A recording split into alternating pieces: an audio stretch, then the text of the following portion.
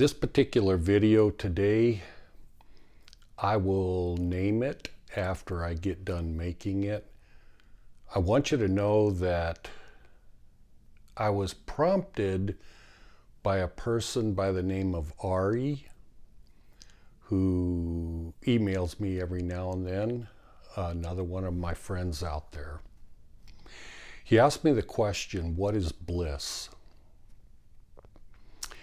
And I get lots of questions from others like, what is love? And things like that. And I want you to think about this for a moment, because in this video, we're going to go off into bizarro land. And it is going to get really, really deep.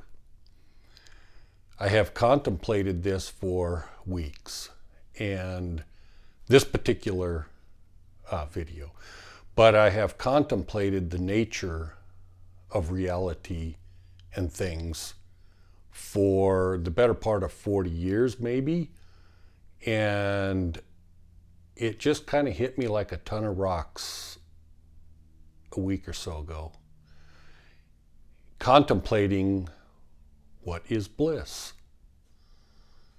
And finally, it just clicked. And when I tell you, I'm guessing that it will seem to you like, oh, well, that doesn't seem very deep. But it is. So maybe you download this particular video on your computer and watch it every now and then in case it's eliminated. And think about it more and more and more, because it really does lead to enlightenment. It really does help bridge the gap from where you are now to where you would be in enlightenment. And so, again, I apologize if I stop or if I pause, because I am just drawing upon my spiritual nothingness, or whatever it is I'm feeling, to express this particular topic. Now, think about this for a minute. Ari, as well as every single one of you, have access to a dictionary, and you have access to the internet, and you have access to a Bible, and you have access to all the Vedas. You have access to YouTube. You've got access to Google. You have access to your friends, your neighbors. You've access to everything that you have accumulated to yourself since the day you were born. And you ask me a question, what is bliss? As if there is no explanation out there in the world to tell you what bliss is. When a person asks me a question like this, every single one of you watching this video should relate that question to yourself and pretend you're Ari asking this question of me, what is bliss? And you're expecting something, an answer that is different than what can be had anywhere on this planet. Anywhere, possibly in this physical realm. Because if it was available somewhere, you would have already found it before you asked the question. And you are not stupid. I have found it to be true that people that engage in this level of spirituality are incredibly intelligent. I don't know if you have been exposed to the real world very much or if you've kind of felt a little bit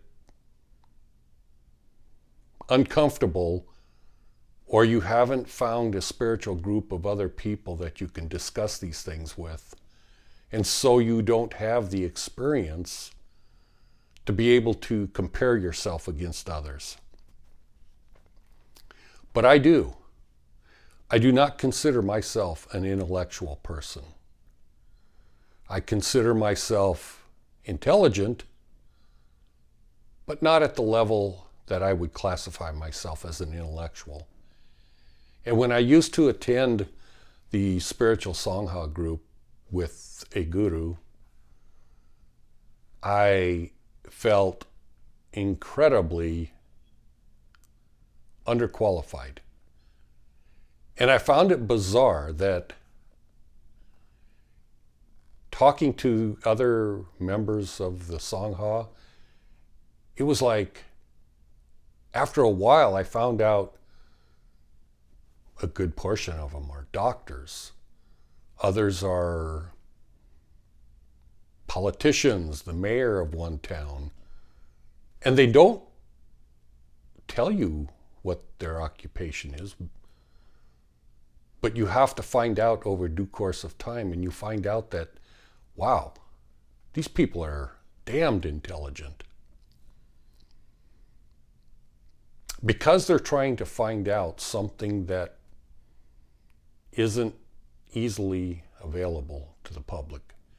And I also found out when I attended these Sangha groups that pretty much literally everything was over their heads.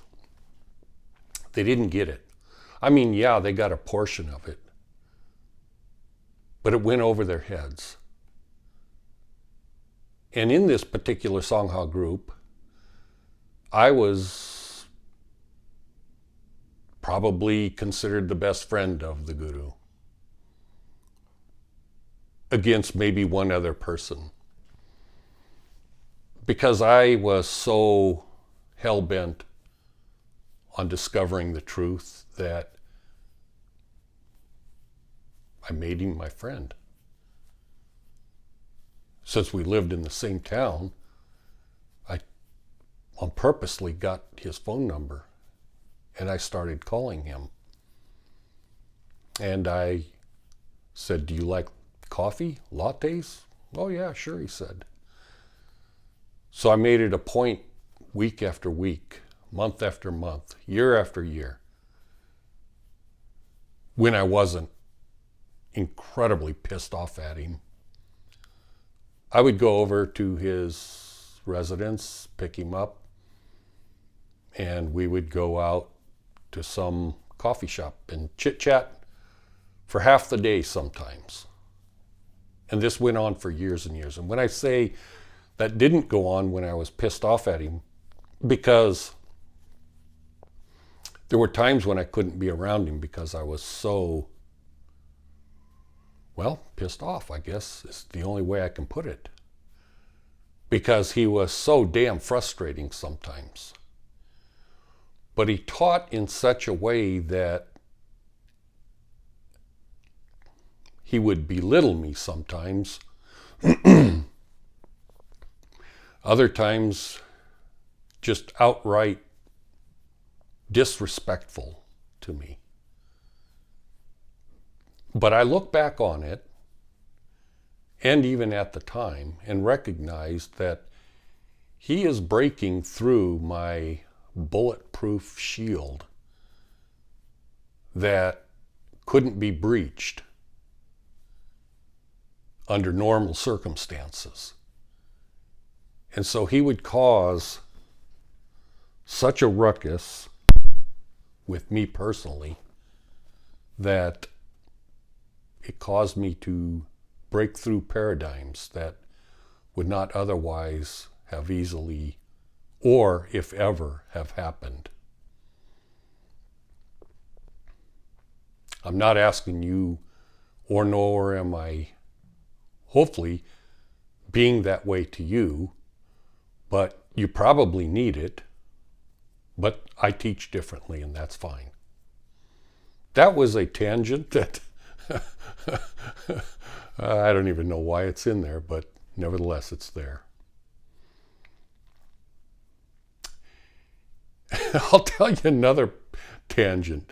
You know how you've seen these great big blown up pictures, and you drive down deep to the picture, and you're looking at individual pixels. You don't know what the hell the picture is. All you can see is different. Maybe you can see 500 pixels, but still you have no clue what the picture is. Recognize that the way I teach, I'm giving you pixels, and you have to keep them in your mind. And you have to put all these pixels together, because eventually it'll make sense to you. And eventually you'll be able to understand what it is that you're lacking, spiritually speaking. So Ari asked me, what is bliss? He then proceeded to give me his answer. Is it the culmination of love? No, it is not the culmination of love. I'm going to just tell you what bliss is, but then I am going to elaborate on the bizarro nature of everything so that it kind of makes sense. Just using words, bliss is and I didn't write this down yet, so forgive me if I'm kind of groping for words. But bliss is an enlightened point of view of your life, your reality, from an enlightened point of view. In that, you know what reality is, you know your relationship to God, and you love God. That is bliss. You know what reality is. You know what your relationship is to reality, and you love God. That is bliss. This is super important for you to understand this next concept. Bliss is like love. I could define love as the attraction of God. But again, those are just words.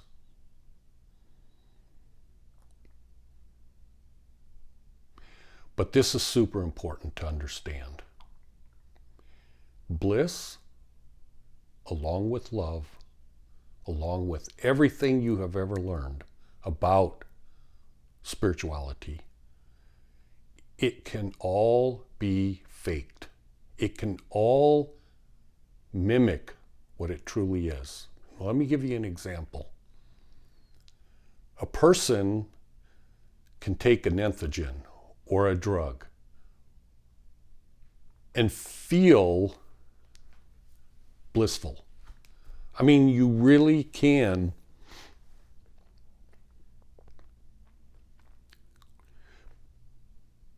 be super high. Maybe it's mushrooms, maybe it's LSD, maybe it's DMT, maybe who knows what it is. Ayahuasca, whatever, it doesn't matter. All of these things are fake. All of these things give you an imitation taste, because If you ever discover what bliss is, it never changes, ever. True and real bliss never changes. True and real love never changes. It never goes away. True enlightenment, spiritual enlightenment, never diminishes. It never goes away. And when I say never, I'm not speaking from a temporary human experience in this reality. I mean never. I mean when you die, it stays with you forever. It never goes away.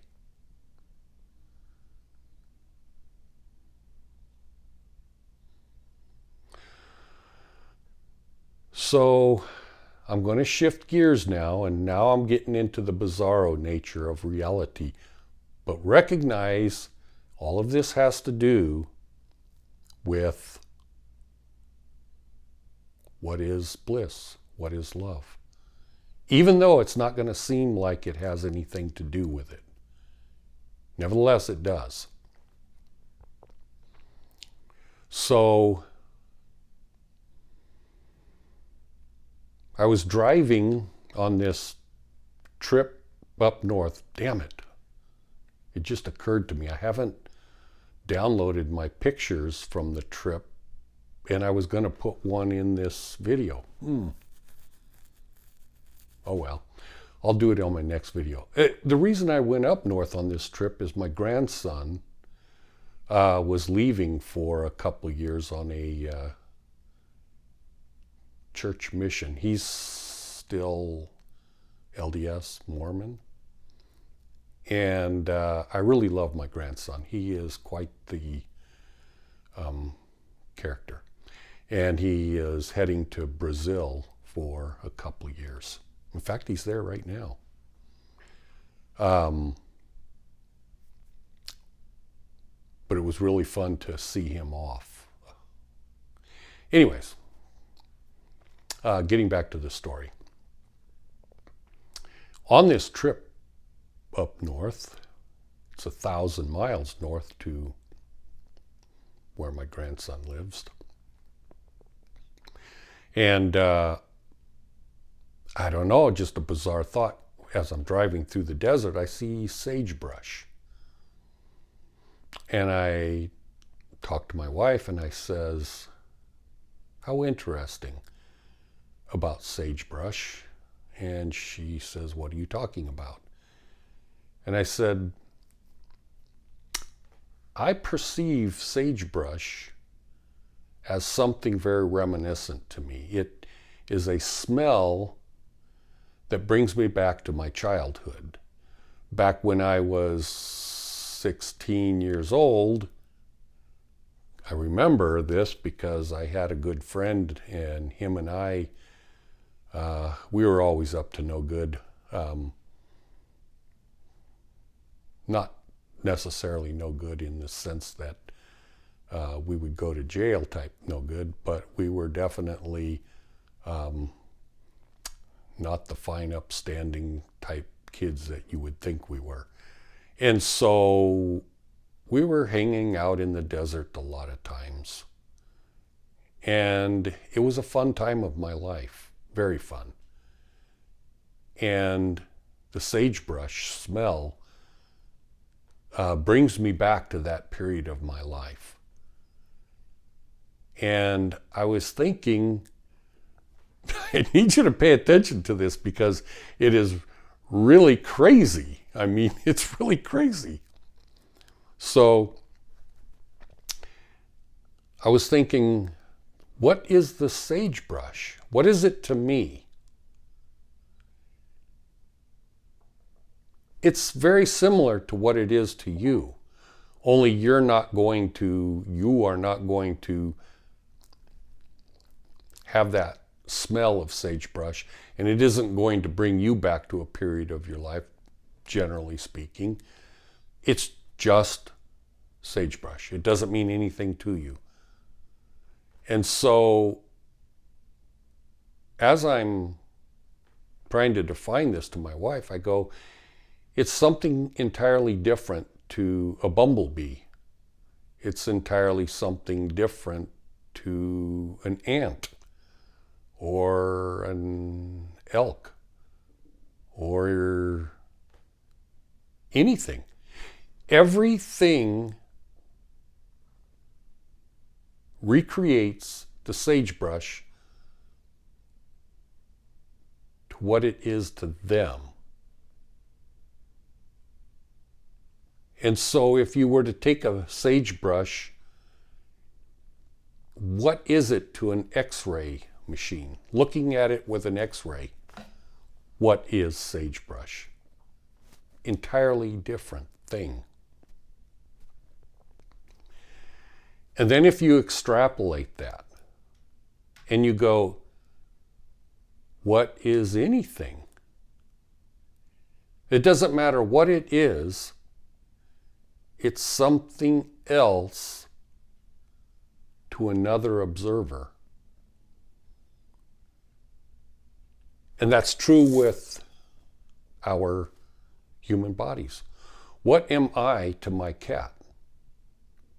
What is my cat to me? I don't want to lose you on this conversation. I don't want to lose you because your head is thinking, God dang, he's getting stupid on me.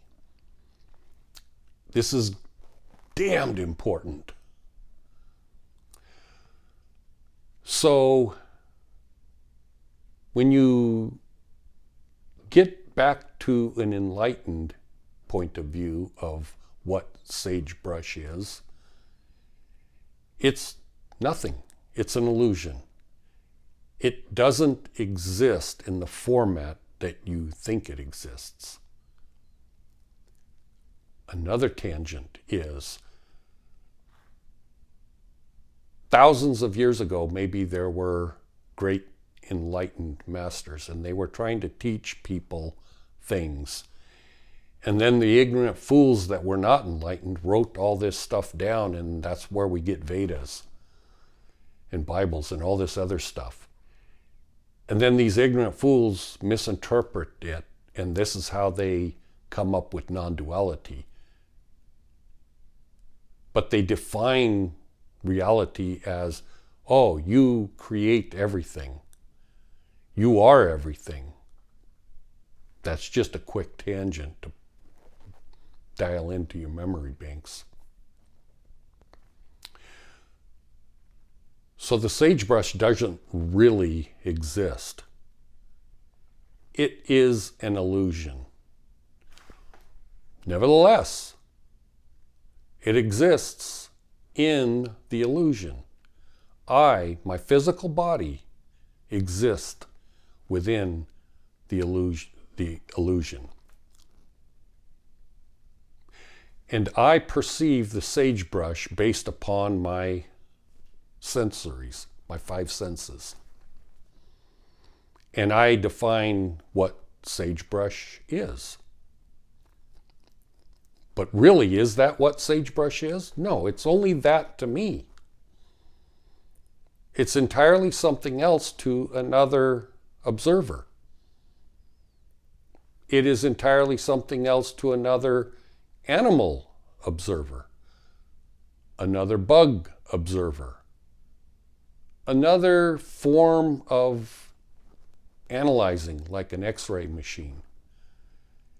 Everything is different to individual observers, including the entire universe.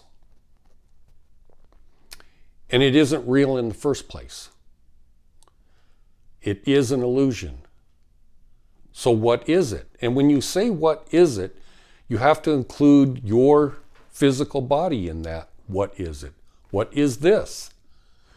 And when people that were enlightened, like Jesus, said, I am, who are you? What are you? And he answers, I am. Yeah, I am what? I am. He can't say what he is, because if he does, that means there's something that he isn't. So you can't say what you are without excluding other things. I am everything, and I am nothing, because I am creating reality from my viewpoint, my advantage. It's like the rainbow scenario that I've talked about, where rainbows don't exist if it weren't for an observer. You can say, well, no, because the rainbow exists because you can see it in a picture, but that's only because someone took the picture. It doesn't really exist. That's just a vantage point. That's just a small fraction. It isn't the whole. And when you say, well, when you take in all vantage points, then what is the rainbow? It simply doesn't exist when you take all the vantage points. This reality is the same thing. The sagebrush, what is it? It is God. Everything is God. My eyes are God. But then why doesn't everything perceive everything exactly the same? Because it isn't the thing that is perceiving. This human body, it isn't perceiving the sagebrush. It is my essence that is taking all the information that this body can produce, and it is my essence that is recreating it and making it into something. I am the one that is creating the sagebrush from my vantage point. When I say I am, I'm talking about my essence, my Atman, my core that has no physical features.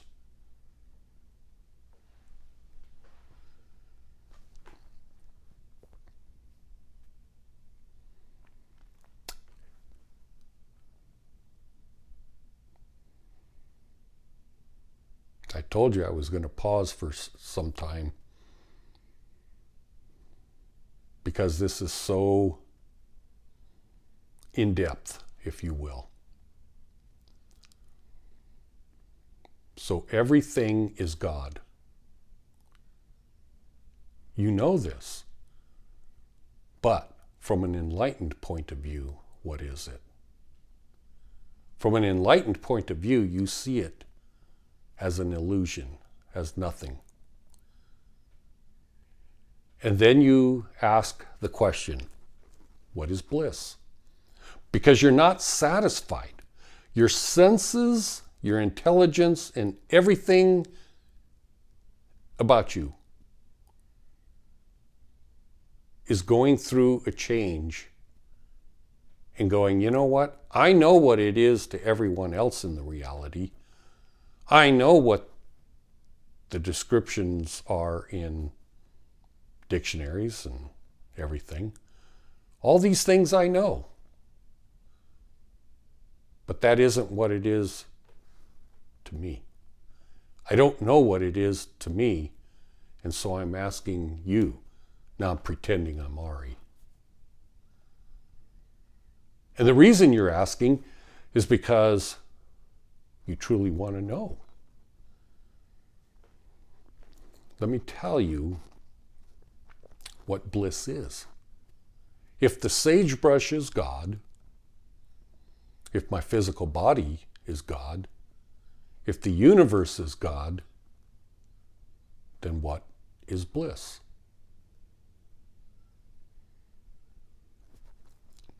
Of course, it's God.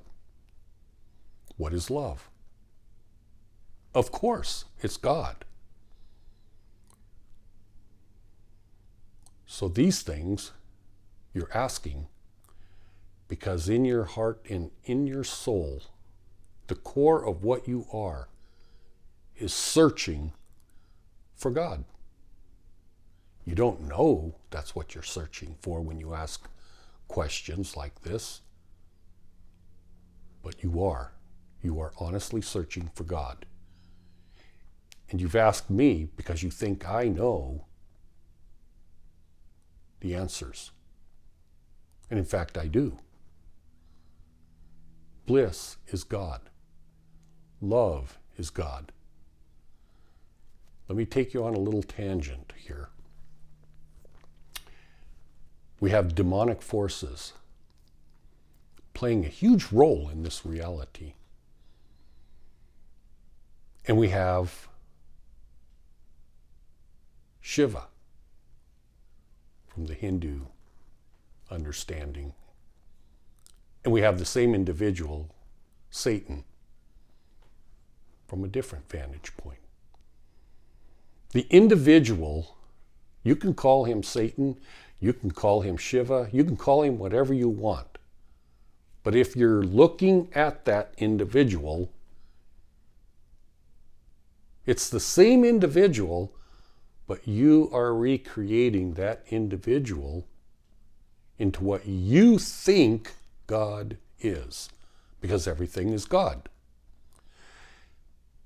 This individual, Shiva or Satan, is doing the exact same thing you're doing. Exactly. Jesus, while he lived on the earth 2,000 years ago, he was doing the same thing. Everything is God. So what is God? He recreated everything into what he assumed God was. You have to do the same thing. So when you lack the awareness of love, as Satan does, you recreate everything. The sagebrush is different to you as it is to another individual. Bliss is different to you than it is to every other individual. Love is different to you than it is to every individual. Satan does the same thing as you, is trying to recreate or to interpret or to be aware and to be knowledgeable and to be educated. Nobody wants to be stupid. Everybody wants to know the truth. And so they recreate it based upon the touchstone of their essence. And at the end of a kalpa of time, but certainly it could be well before that, everyone has the potential to become one with God well before the end of the kalpa of time. But if you recreate everything, and it's a pretty damn close match to Brahma, God, the God that Jesus prayed to, well, your purpose for samsara has ceased to be relevant.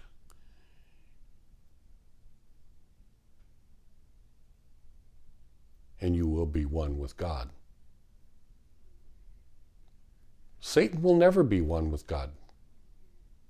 Him and his demons have no understanding of what God is. They recreate everything in their own image. So what is bliss? Bliss,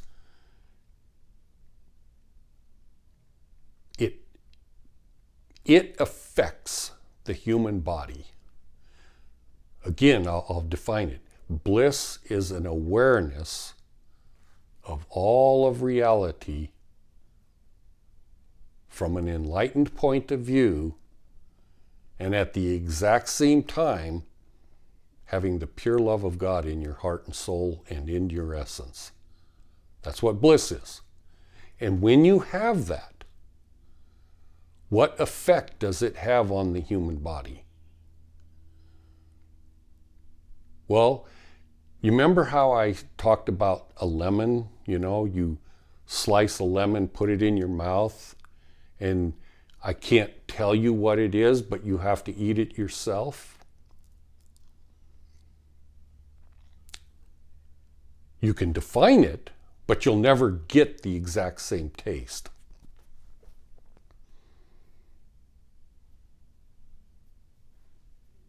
Bliss is like that. Does it have an effect upon the human body? Yeah, it does. Bliss is a kind of feeling where your body is kind of feels light. Your mind feels lightheaded. You are in a contemplative mood and mode all the time. You are worried about nothing. You are satisfied about everything. You are aware of everything. I'm talking about the human body. And so you fear nothing because you're excited about everything. You recognize that the difficulties in your life to this point were absolutely necessary to get you to this point. And so you no longer have, shall I say, hatred? I don't know what to call it, but you don't feel like, oh, I'm mad because that person took advantage of me. Or I'm angry because that dog bit me the other day. Or I'm upset because I broke my arm. Or somebody stole from me. All of these things are helping to create a reality to get you to where you are right now. So could you look back and say, well, because of Satan making life so miserable, I am what I am today, and I am so grateful. You could say that, but at the same exact time of saying that, do you give any credit to Satan or Shiva? No, not in the least degree. You give credit to God for allowing this reality to happen. You give credit to Jesus for making it possible for you to erase background history so that you can move forward and only you remember it.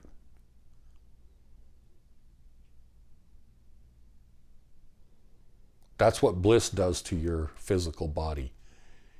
It puts you in a state of being that you might associate with an individual that's enlightened. You might associate bliss with that type of a feeling, because that would be accurate. But recognize that a lot of people that are enlightened are not necessarily fully aware of all these things that I'm speaking of today. And so their bliss is not complete or full to the fullest extent.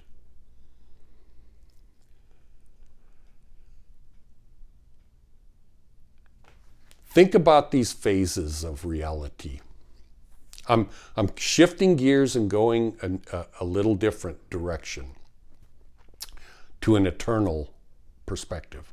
You know how there's a lemon hanging on a tree? And I keep using the lemon analogy because, well, I've used it many times, and those of you who watch these videos, you know what I'm talking about. That's why I use it. But you have a lemon hanging on a tree. It is something, but it remains something until you slice it and eat it.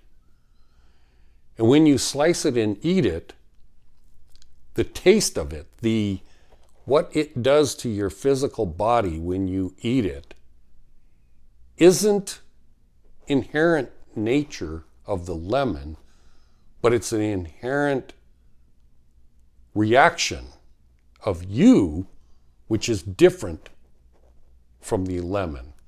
And that reaction transforms your awareness into what you would call the taste of lemon. But now you have three different things. You've got you, the human body, you've got the lemon over here, and then you have the taste. And so now you have three different realities. You have lemon, you, and the taste.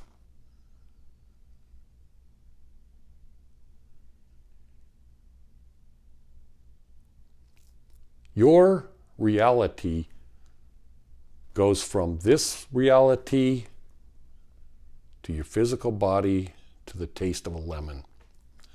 Then you take all of that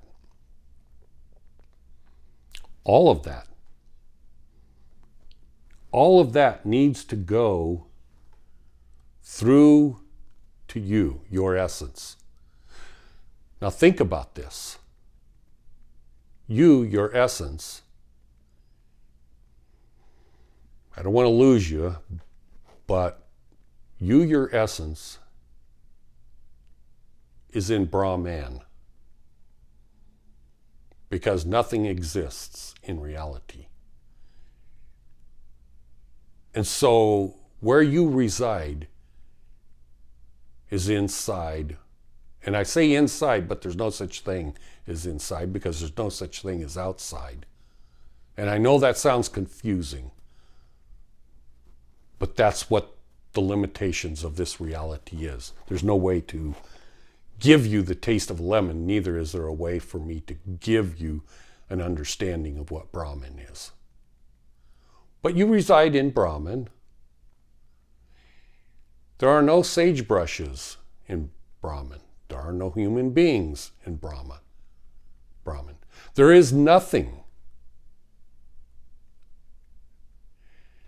And yet I can tell you that this itty-bitty, teeny fractal fraction of Brahma is this universe. And if this can exist, how much more exists in the nothingness of Brahman? Exponentially more. It is beautiful. But it is only beautiful if you make it beautiful. It is nothing until you make it what it is. Brahma has made it into his reality and has invited you into his reality. But who is he? Who is she? Who is it?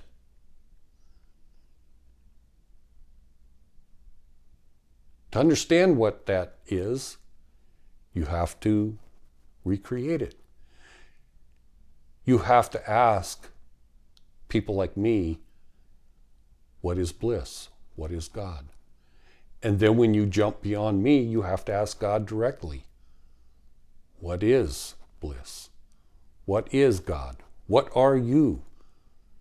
And then you have to do the best you can to understand these things. But anyways, you know how the lemon goes from a lemon to you and you taste it. You know that transcendent reality that's taking place there is the same thing as everything in reality that you experience in this reality. When you die, it has to be something, but it isn't what it is to this human body. Because it's like the lemon going to your taste. Whatever you experience reality to be here, it all goes to you, the real you, your essence, that isn't in a physical reality. That stays with you for all realities beyond your life here in the physical realm. And when you are reborn because of the wheel of samsara, You retain everything. There is nothing lost. Now, when you think, well, I'm not going to remember who I am in the next life. Yeah, you are. You know the concept of ego? Oh, well, I have to eliminate my ego. I assure you, that damned ego is gone when you're dead, because it isn't you in the first place. You think you're this, you think you're that, but these are all creations of the ego. The ego doesn't follow you because it's nothing. You know the concept of the coiled rope and thinking it's a snake, and the snake is actually an ego essentially? It doesn't go with you. Something goes there, but it isn't that. Everything you are, everything you learn, stays with you for all eternity. And when you are born as a human being again, it all comes to you. But it isn't what you think it is. It's something else. In other words, if you learn the true meaning of bliss in this reality, and then you learn the true meaning of it and you inculcate that into your heart and soul and essence, it's never going to leave you. When you're born in the next life, people will know you as a blissful person. That's just the way it is. It doesn't matter how much you're tortured or this or that or whatever the case may be. You're always going to be blissful. It doesn't matter what your situation is, because it is what you have created yourself to be. You're on the way to creating yourself into being one with God. God is blissful, and therefore you are going to be blissful. If you're going to be one with God, you're going to be blissful. You're going to be love. Because nothing different from God will be one with God.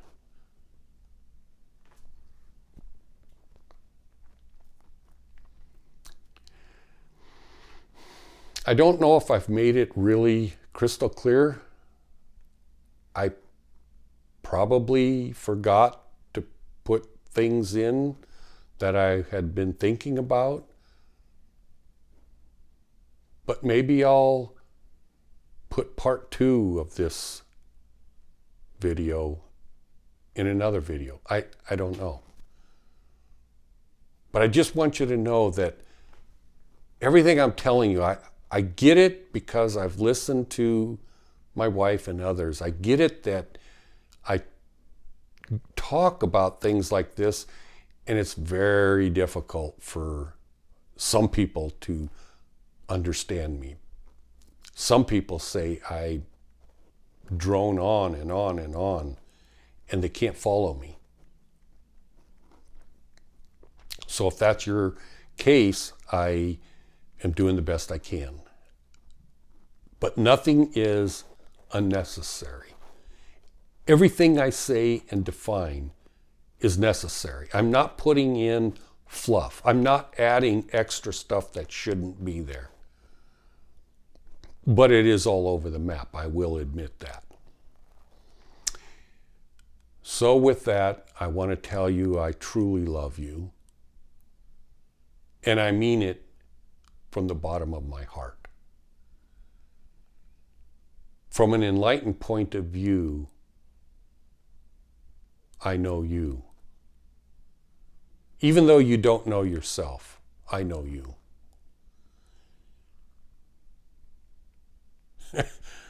And I just cannot express to you what that means to me.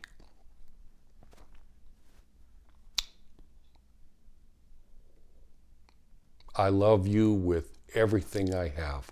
I love you as much as I love God.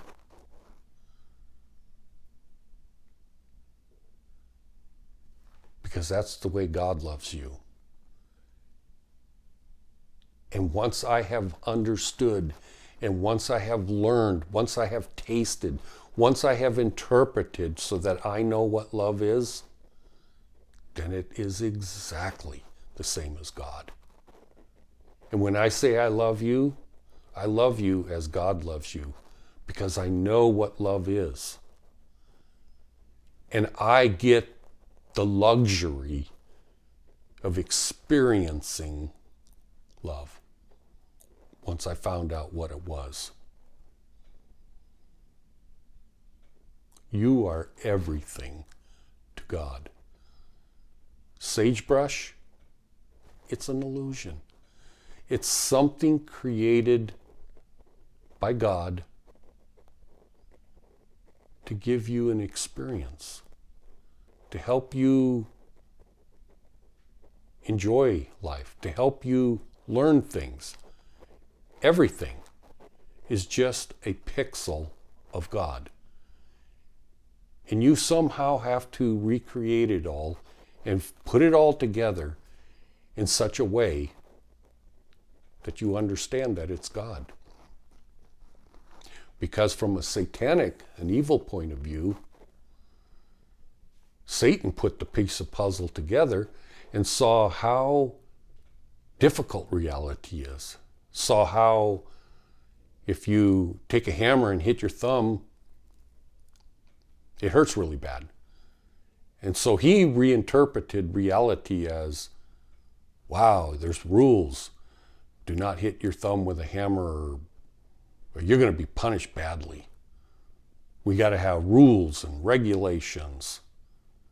And God is a disciplinarian. If you fall out of line, he will destroy you. Because that's what Satan would do. That's what Shiva does. I mean, for crying out loud, those of you who argue with me from a Hindu point of view, seriously? Read the damn scriptures that you have. Read the Vedas. This Shiva character is hateful, mean-spirited. Oh, no, he loves, says the Hindus. Are you out of your mind? You don't know what love is. You need to change your understanding if you're going to progress in this spiritual realm, in this reality. You need to recognize and realize it isn't your fault for being duped into thinking this because of thousands of years of these teachings. But quit being a damn parrot. A parrot doesn't know what it's saying. It just says it. You have to learn what it means to say what you're saying. You have to know the true meaning of these things. When my good friend Ari asks me what the nature of bliss is, he isn't a parrot anymore. He isn't just saying the words. He knows all the explanations in the world. He knows all the explanations in the Bibles and everything. But he's sick and tired of being a parrot. And he wants to know the truth of what bliss is.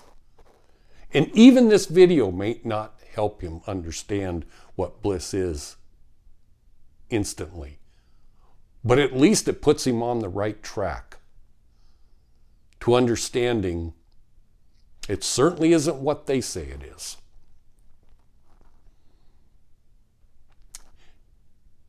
People need to quit being parrots. People need to wake up and realize ignorance is not bliss. If you are ignorant and you feel bliss, that isn't bliss. It's parroting. That's what it is. It isn't real. It's an imitation. No one that understands what bliss is ignorant. I assure you that. So I'm going to close this video. And again, I love you very much.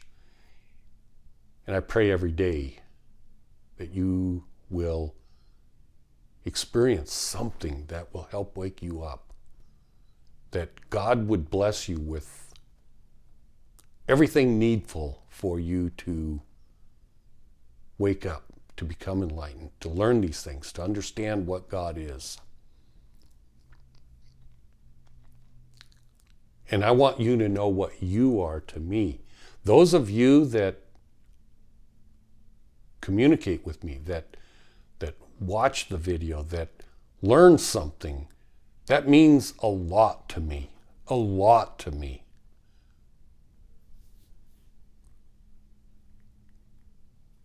I don't know how to define what it is that it's a lot, but I understand what it is, and I appreciate it. Thank you for being who you are. And with that, I'm going to close. Lastly, again, I'm going to tell you I love you because I certainly do. And I'll see you next time.